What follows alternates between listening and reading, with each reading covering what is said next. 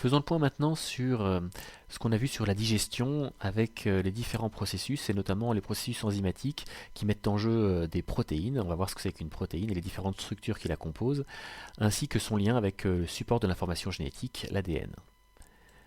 Tout d'abord, le tube digestif est constitué de l'estomac qui se trouve ici.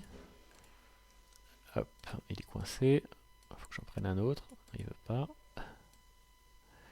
L'œsophage, puis l'estomac qui vient vouloir venir là. Ensuite, on a ici l'intestin grêle qui se trouve là. Et puis le gros intestin qui est là. Si on suit ce tuyau depuis le début jusqu'à la fin, œsophage, estomac, intestin grêle, et puis ici au niveau de l'appendice, le passage dans le côlon ascendant, transverse, puis descendant. Là, on a fait tout le tour du tube digestif. Mais le système digestif est constitué non seulement de la bouche qui n'est pas représentée avec les glandes digestives qui envoient des sucs digestifs, le foie qui fabrique la bile qui est stockée dans la vésicule biliaire, et donc c'est ce qu'on appelle des glandes annexes, comme le pancréas aussi, qui va fabriquer des sucs digestifs. Ces sucs digestifs sont des produits qui vont avoir une activité chimique. Les vésicules biliaires se trouvent là. Décidément. Voilà. Et puis les glandes digestives se trouvent là. Globalement, on a donc trois actions dans le système digestif. L'action mécanique des dents et des muscles, de l'intestin qui vont malaxer, et de l'estomac en particulier. Une action aussi chimique liée à toutes les sécrétions des glandes digestives, qui vont pouvoir décomposer les aliments en éléments microscopiques qu'on appellera des nutriments. Mais il y a aussi toute une vie dans nos intestins, notamment dans l'intestin grêle et dans le gros intestin, ce qu'on appelle le microbiote, un ensemble de bactéries qui vont aider à la digestion et à protéger le système digestif, ce qu'on appelle aussi la flore intestinale. Alors, on va s'intéresser d'abord au mécanisme de fracturation chimique des grosses molécules. Ici, une molécule d'amidon qui va être coupée. Chaque élément constitutif de l'amidon est un glucose et on va pouvoir couper d'abord en dextrine, puis en maltose, puis le maltose en glucose pour arriver au nutriment, le glucose, capable de passer à travers la paroi de l'intestin pour être ensuite acheminé par le sang vers les autres organes. On a différents moyens de faire ce qu'on appelle une hydrolyse, c'est-à-dire utiliser de l'eau pour faire 3 coupures de cette molécule d'amidon. Soit on a la technique de l'hydrolyse chimique à haute température. Là du coup, on place de l'amidon dans de l'acide à 1 molaire qu'on fait bouillir à 100 degrés et on regarde toutes les 10 minutes en ajoutant ici de la liqueur de Fehling, on se rend compte que fur et à mesure du temps, on a un précipité rouge-brique qui apparaît et donc l'apparition de sucre réducteur qui n'était pas présente au départ et qu'on peut comparer au témoin. Donc le témoin n'a pas changé au bout de 40 minutes sans acide, mais par contre avec de l'acide, on a bien une digestion de l'amidon. Ici, ça va être avec de l'eau iodée. Au départ, l'eau iodée montre la présence d'amidon, et après, l'eau iodée n'est plus violette, reste jaune, et donc il n'y a plus présence d'amidon au bout d'un moment. On a donc bien une hydrolyse liée à l'acide. Le problème, c'est qu'elle doit se faire dans des conditions 100 degrés qui sont complètement incompatibles avec la vie. Ce qui fait que pour réaliser cette hydrolyse dans des conditions de rapidité compatibles avec la vie, eh bien, on fait une autre expérience. Cette fois-ci, on ajoute dans une solution d'amidon de l'amylase, qui est une enzyme qui, en la maintenant à 37 degrés, va pouvoir, en prélevant toutes les 3 minutes, se rendre compte que l'amidon, qui était visualisé par la couleur violette due à l'eau iodée, va disparaître petit à petit, et au bout de 15 minutes, on n'a plus d'amidon présent dans notre tube. Alors que là, on n'est pas monté au-delà de 37 degrés. On a donc une activité de digestion beaucoup plus efficace et compatible avec les conditions de la vie. Alors, si on regarde la vitesse à laquelle ces enzymes agissent, on va pouvoir faire varier la quantité de substrat dont va pouvoir se nourrir l'enzyme. Pas se nourrir, mais faire réagir l'enzyme. En fait, plus la quantité de substrat est importante, plus la vitesse à laquelle le produit apparaît par rapport au temps est important. Mais en reprenant ces valeurs, quand on prend des valeurs supérieures à la vitesse qui est là, on obtient toujours la même courbe, on obtient une vitesse maximale. On peut représenter ici la vitesse de départ, ce qui est la tangente à la courbe au moment où elle est la plus forte, en fonction de la quantité de substrat, et on voit que cette courbe va finir par saturer, et donc il y a une vitesse maximale à partir de laquelle l'enzyme ne peut plus faire accélérer la réaction. Du coup, le fait qu'il y ait une vitesse maximale, ça s'explique par le fait qu'il y ait enzyme plus substrat forme un complexe enzyme plus substrat avant de donner l'enzyme plus le produit de la réaction.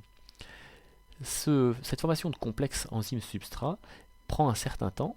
Quand toutes les enzymes sont occupées avec le substrat, peu importe que vous augmentiez la quantité de substrat, on aura toujours la vitesse maximale. Donc cette vitesse maximale est caractéristique de la formation d'un complexe enzyme-substrat. Qu'est-ce que c'est qu'une enzyme? C'est une protéine. Une protéine, qu'est-ce que c'est? C'est un polymère, c'est-à-dire un assemblage de plein d'acides aminés qu'on symbolise par des lettres.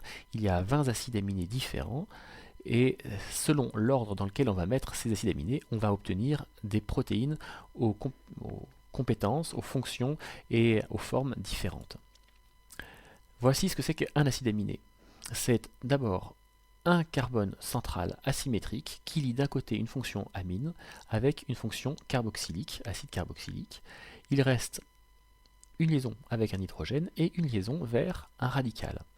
C'est ce radical qui va changer selon les 20 types d'acides aminés différents. Les 20 acides aminés différents qui sont référencés dans le vivant, sont symbolisés donc par des lettres dans cette colonne, ont des radicaux très différents. Tous ces radicaux-là ont la caractéristique d'être hydrophobes, ceux-là d'être non chargés mais polaires, d'avoir des groupements OH notamment qui sont polaires, ou bien certains ont des groupements chargés négativement et d'autres des groupements chargés positivement. Ça va avoir une grande incidence sur la forme que va prendre la protéine. Une protéine, c'est donc toujours un carbone asymétrique qui lie une fonction amine et un carbone qui est lié à de l'oxygène dans sa fonction carboxylique.